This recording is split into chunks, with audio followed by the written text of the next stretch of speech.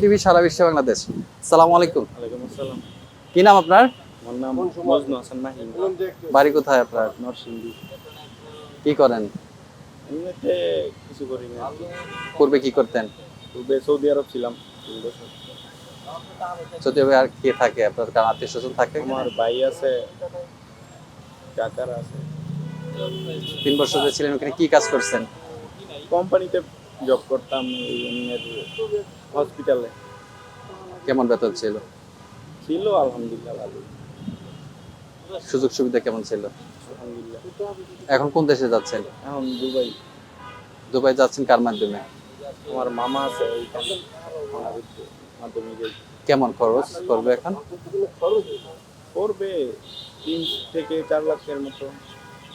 কি কাজ? কাজ আপনার হ্যাঁ কপিল আছে, এই কপিলের মাধ্যমে নিতে আর বাসা ড্রাইভার হিসাবে। আপনি ড্রাইভিং জানেন? বাংলাদেশ থেকে ড্রাইভিং লাইসেন্স করা আছে আপনার? সৌদি আরবে যে ড্রাইভিং এর কাজ পান নাই?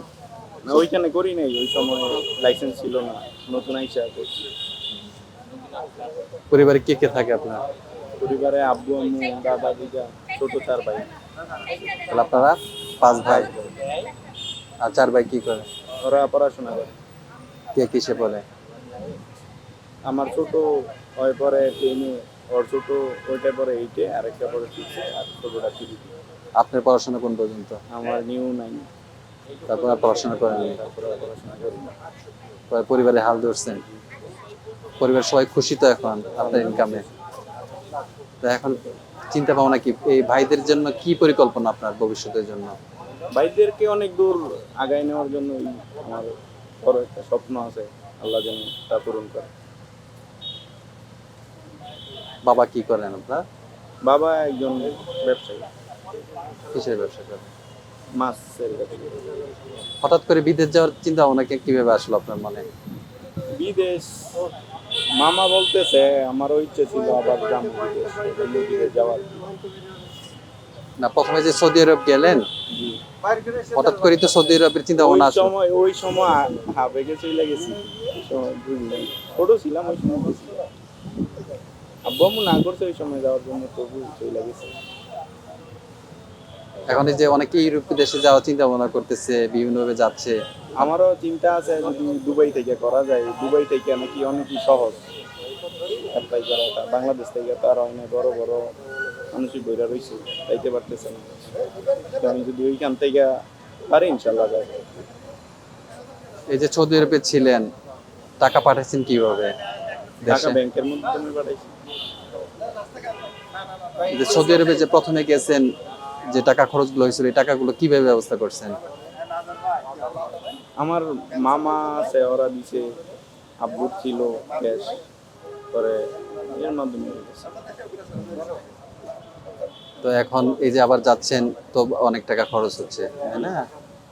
তো আপনি কি জানেন যে এখন এই যে বিভিন্ন ব্যাংক প্রবাসীদের জন্য লোন দেয়, এটা কি আপনি জানেন? জি জানি, ওই দিকে যাওয়া হয়নি লোনের।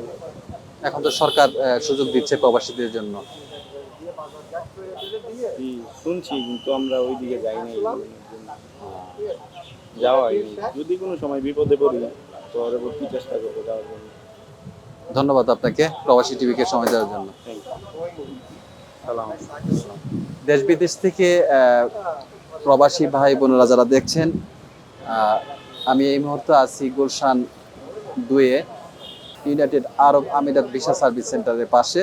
এই মুহূর্তে এই ভাইয়ের সাথে কথা বললাম। ওনারা 5 ভাই।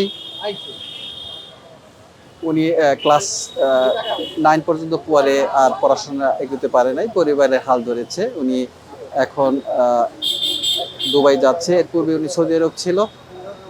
পরিবারের হাসির জন্য, পরিবার ভালো থাকুক এই স্বপ্ন নিয়েই উনি এগিয়ে যাচ্ছে। আমরা প্রবাসী টিভির পক্ষ থেকে ওনাকে ধন্যবাদ জানাচ্ছি।